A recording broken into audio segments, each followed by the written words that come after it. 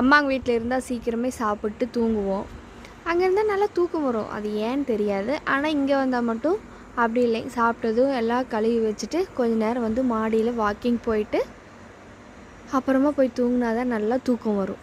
ஆனால் இதில் ஒரு பிரச்சனை எனக்கு என்னங்கன்னா, ஏதாவது பற்றி யோசிச்சுட்டு இருப்பேன். இல்லைன்னா யாராச்சும் ஃபோன் பண்ணி பேசிட்டு எனக்கு க்ளோஸாக இருக்கிறவங்ககிட்ட அதை ஏதோ ஒன்று பேசிவிட்டு தூங்கிடுவேன்.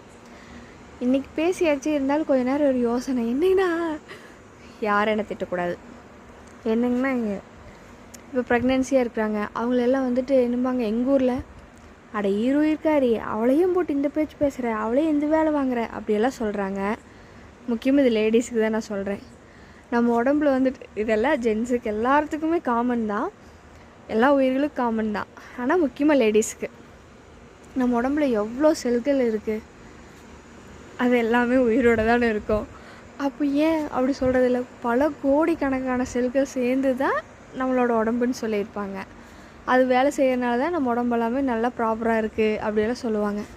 அப்போ ஏன் பல கோடிக்கணக்கான உயிர்காரின்னு சொல்கிறதில்ல, கன்சீவாக இருந்தால் மட்டும் உயிர்காரி அப்படிங்கிறாங்க. அப்போ எங்களை எவ்வளோ பத்திரமா பார்த்துக்கணும், எதை திட்டக்கூடாது தானே, வேலை சொல்லக்கூடாது தானே. தேங்க்யூ.